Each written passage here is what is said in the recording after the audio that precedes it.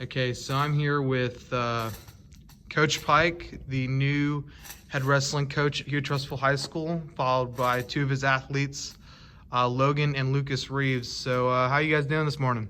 Very good. So first, what are you guys like really excited for in this new program? Having a new head coach come in, change it up a little bit. You guys excited for that, or? Sure, I'm ready for the changes. We'll look more like a team and do more team-like things together. Yeah, I mean, it's definitely going to be different, It's just a little bit of change of environment, and, all of our teams have been pretty good in the past, and this year, hopefully we're going to change some stuff up and become a lot better and, just test out the waters for newer things. So, Coach, what are you most excited for this upcoming season? Now that you're the new head coach here. Well, I've always kind of wanted to come back here because this is where I'm from. But we spent 2 months.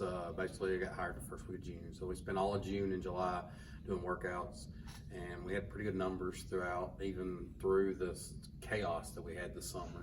But through all that, we had some pretty good numbers, and the thing that was most exciting to me is that we had a lot of very positive attitudes from all the wrestlers.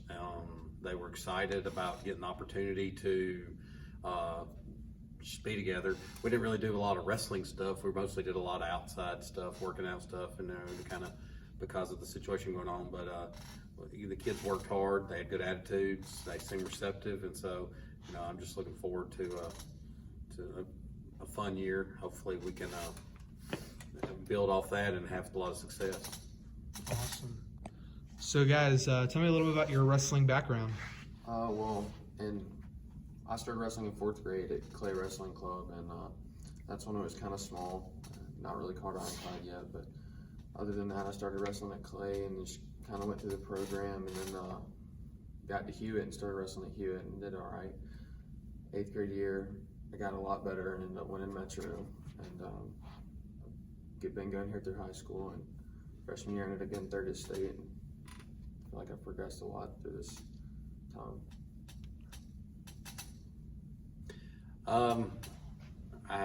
I guess my background, I kind of grew up around it, but it really got into it a lot was when I got my first job was be at Shades Valley High School. I was head coach at Shades Valley back in the 03, 04, and then I was spent there. I had a couple pretty good wrestlers back there, but my next I went to Pell City High School. I was there for 5 years.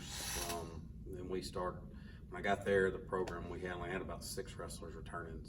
But we built it up. We had a pretty good program by the time I left. I felt real happy about that. But then a lot of good memories there. But then I left there and I went to Pelham. That was about the time my son, Riley, became a 7th grader. We moved to Pelham. Spent 2 years there at Pelham with Eric Pollard. Me and him while we coached that program. And then right before Riley's 9th grade year, an opportunity just arose to go to Thompson, and and it's one of those things. It's just the opportunity was too good to pass up, even though I was perfectly happy and fine at Pelham. But it was a really good decision. Whenever I spent 7 years with Sean, and we had a lot of success, and as much success off the mat as on the mat. It's kind of the way I like to look at it. I think that's the thing about that program that I enjoyed and took so much from it that I want to try to bring to this particular program is the amount of the camaraderie and the family type atmosphere and the type of values that we learned off the mat as much as what we did on the mat. Now on the mat's fun too, and we look forward to hopefully having success at that level, but more so just building these guys into having a lot of character and learning to do the right thing, because ultimately what we want to do is we want to learn, love wrestling, try to progress and grow the sport, but more than anything, and to become better people so that one day they can become better fathers, employees, husbands, etc. And that's kind of one of the main foundations of this program as we move forward. Started wrestling about 7 years ago. I did all right in middle school, wrestled a little bit of varsity 8th grade. 9th grade, started working hard, putting in extra hours, got 3rd at state, and then past year as a sophomore, I got 2nd at state.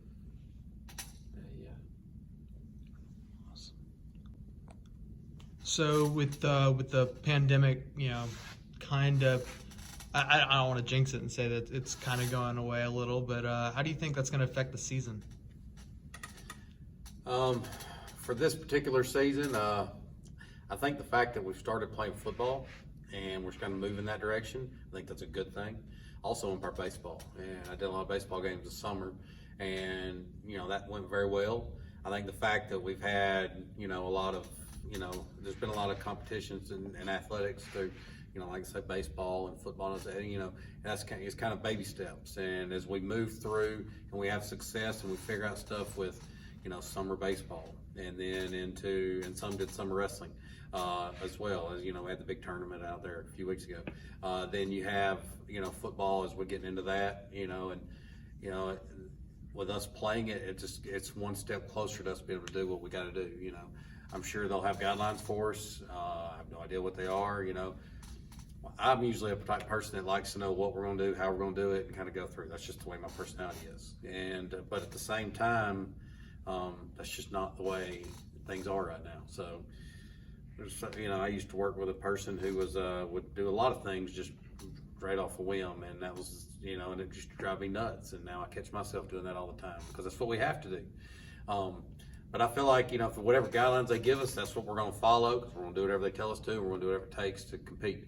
Because I look at it as these high school wrestlers, they've only got 4 years of their entire life that they can be high school wrestlers, and I'm not going to do anything to potentially jeopardize them losing one of those years, because that's just not right. So whatever they ask us to do, we're going to do whatever it takes so that we can have a season. That's the way we're going to approach it over here. You guys have anything to weigh in on that, or? So guys, the big hot topic in wrestling right now is the push for girls wrestling to be sanctioned. What do you guys think about that? I think it's a great thing for the girls, because they were kind of, best way to say, underestimated in the boys division. Because it's just how it works all the time. But I think it's a really good addition to the wrestling program, and it can help wrestling grow in Alabama, not only for boys but for girls too.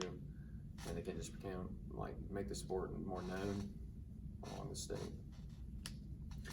I'm all for it. I think it's great. I remember when it kind of, a lot of people kind of really started pushing it. I remember when Hannah went through and she had success, and everybody was happy for her and excited for her. And then there's been others that she kind of pioneered through.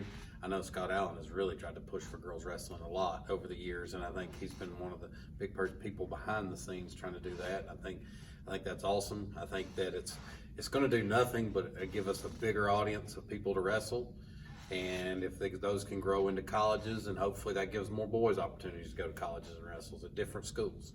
That's the way I look at it. But the more people that get the opportunity to experience it, boys or girls, I'm all for it. I think it's awesome. Yeah, I think it's going to help grow wrestling in Alabama, especially for the girls, and it could possibly help for the dudes. So what's it like having a club so close to the program? Well, it's great for the athletes, because you're always training to get better, even not in season, off season, and you can always do those privates that are in season as well. But you can start training young, like kindergarten or however young you want to start. We get those guys built up and into the program, and it could potentially help the program in many ways and maybe great things. I think it's an excellent thing. The fact that we have a good relationship with Ironclad, but obviously Jake's from here, so, and Marcus, they're from here, so therefore that kind of helps, and they live in this area. But it just gives if you're going to compete at a high level, you have to have something. If we didn't have that, we would try to figure out something on else that we would have to be able to do, because you cannot compete at the highest level if you don't have that. It is what it is. I remember going back when my son was young, coming up, there was, all you had was club-wise was you had AWC. There was no other clubs, and then it kind of evolved from there, and then you had AYWA started, which eventually became Warrior Wrestling Club, which we had at Thompson, which was and it's what's done is that, yeah, it gives you opportunity to have success, but it's made the state, the competition level's just grown immensely, and it's gotten so much better at all the levels. And so I think it's very, if you're going to go and compete outside these state borders, then it's very important that you do have that, so that you can be able to do that at a higher level. And so, and the same thing when we were at Thompson, and that's one of the real important things that we have is a club that's in sync with the program.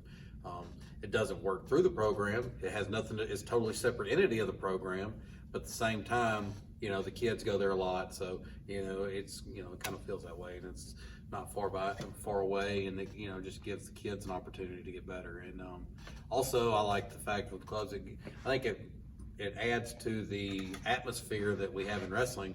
Like when you won your state title, there's kids from all over the state come out to celebrate and enjoy that with you. And that's because of the fact that from club wrestling and that other stuff, where it brings the bonding. And I think that's another aspect to the bonding in wrestling, in the sport, that's unique, that a lot of the sports don't have. Yeah, I agree with both of them. I think it benefits the wrestlers in Alabama and our team, because it's going to feed new guys into our program and makes it a whole lot better. So my next question is for Coach Pike. What was it like? You reffed for a little while, and how did that benefit you as a coach and as a person, as a fan? I felt like it really helped me a lot. It allowed me another opportunity to see the sport from another angle.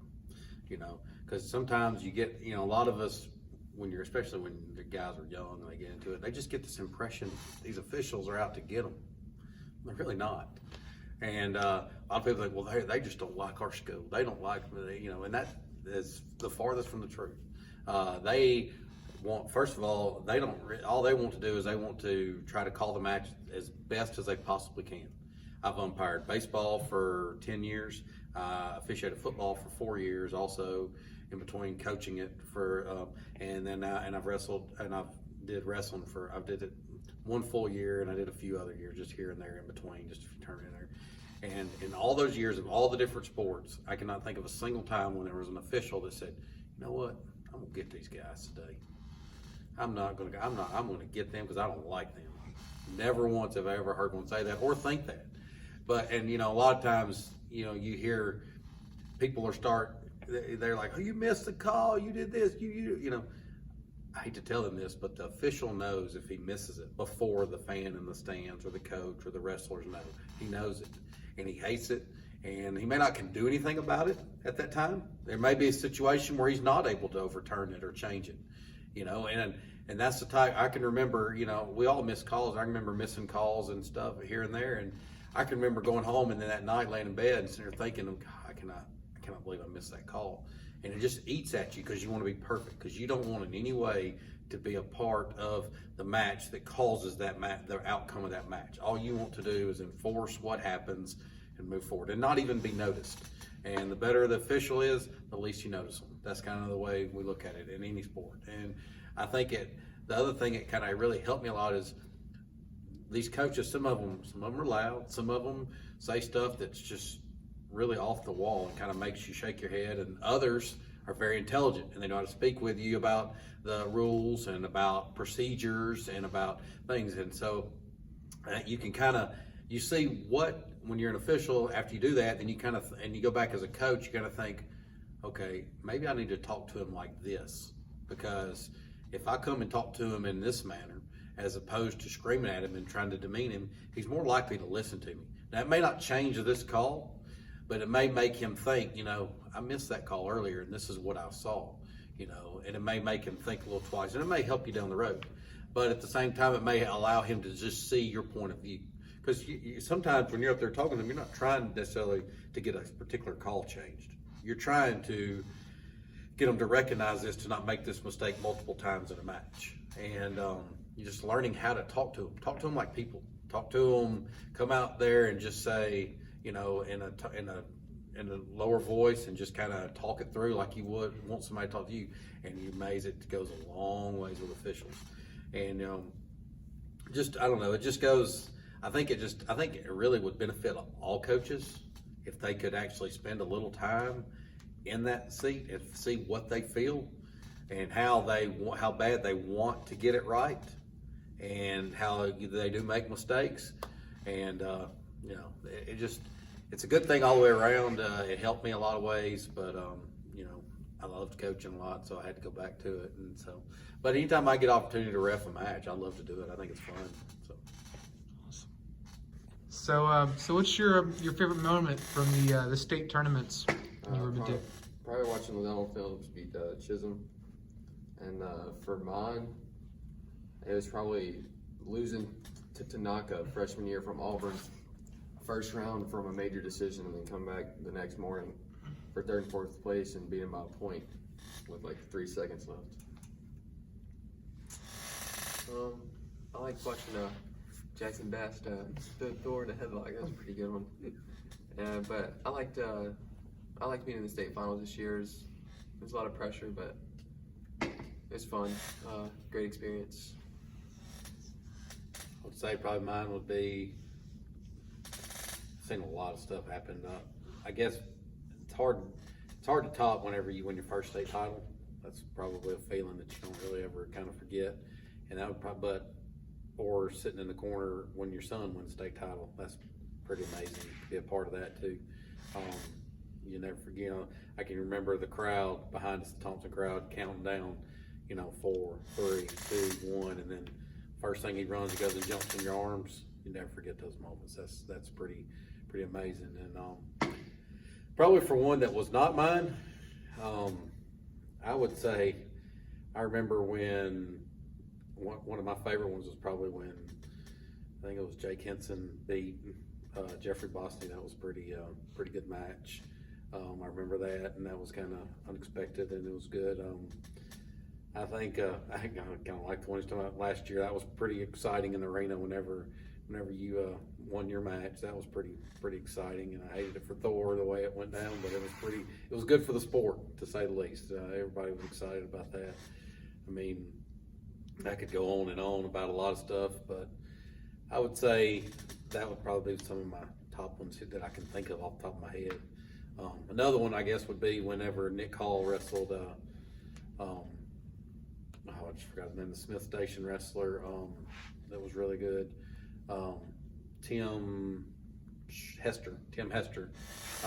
And, you know, I mean, Tim was good, but, you know, Nick, you know, he kind of went out there and just took care of business, and that was pretty fun to watch too. And that was actually the match that locked up the state championship that year too, so that was kind of big. But I could go on and on for hours probably about this stuff. I've seen so many different matches and stuff at the state tournaments over the years, and some, you know, but those are probably some of my favorite ones.